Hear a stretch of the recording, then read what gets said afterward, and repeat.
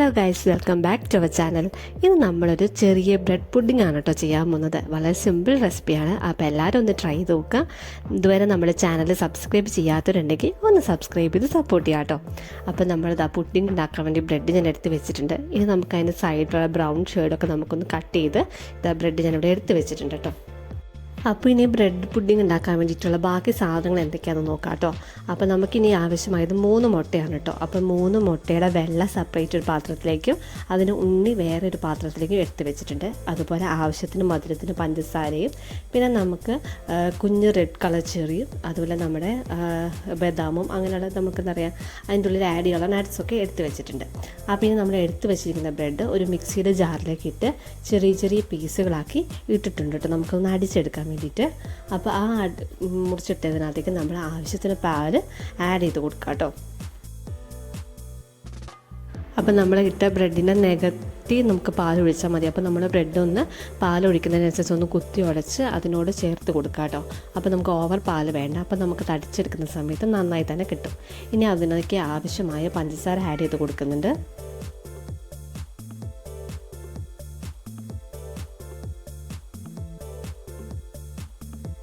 അതിനുശേഷം നമ്മൾ എടുത്ത് വെച്ചിരിക്കുന്ന മുട്ടവെള്ള കൂടി ഇതിനകത്തേക്ക് ഒഴിച്ച് കൊടുക്കുകയാണ് കേട്ടോ.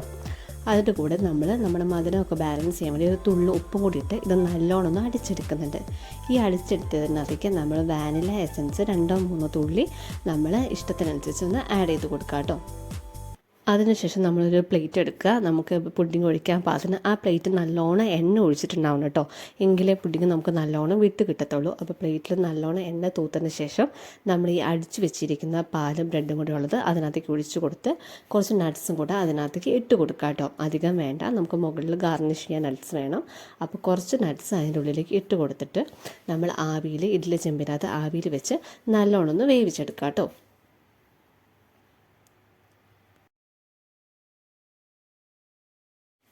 അപ്പോൾ നമുക്കിത് ഒരു പകുതി വേവാവുന്ന സമയം കൊണ്ട് നമ്മൾ എടുത്ത് വെച്ചിരിക്കുന്ന മുട്ട ഉണ്ണിയിലേക്ക് കുറച്ച് പഞ്ചസാര ഇട്ട് നമ്മൾ നല്ലോണം അത് അടിച്ചെടുത്ത് വെക്കുക കേട്ടോ.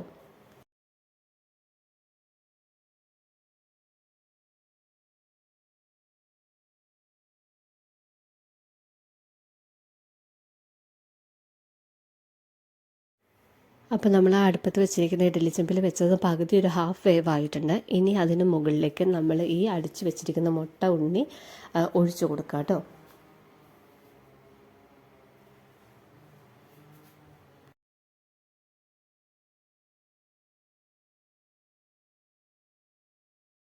അപ്പോൾ ഇനി അതിൻ്റെ മുകളിലേക്ക് നമ്മൾ എടുത്ത് വെച്ചിരിക്കുന്ന ചെറിയ അണ്ടിപ്പരിപ്പൊക്കെ ഇട്ട് നമുക്കതൊന്ന് ഗാർണിഷ് ചെയ്തെടുക്കാം. എന്നിട്ട് നമ്മളൊരു 10 മിനിറ്റും കൂടെ ഇത് അടച്ച് വെച്ചൊന്ന് ആവിയിൽ തന്നെ വേവിക്കാം കേട്ടോ. നമ്മൾ ആ ഒഴിച്ചു കൊടുത്തിരിക്കുന്ന മുട്ട ഉണ്ണിയൊക്കെ നല്ലോണം ഒന്ന് വെന്ത് കിട്ടാൻ പാകത്തിന് അത് നല്ലോണം ഒന്ന് വേവിച്ചെടുക്കുക.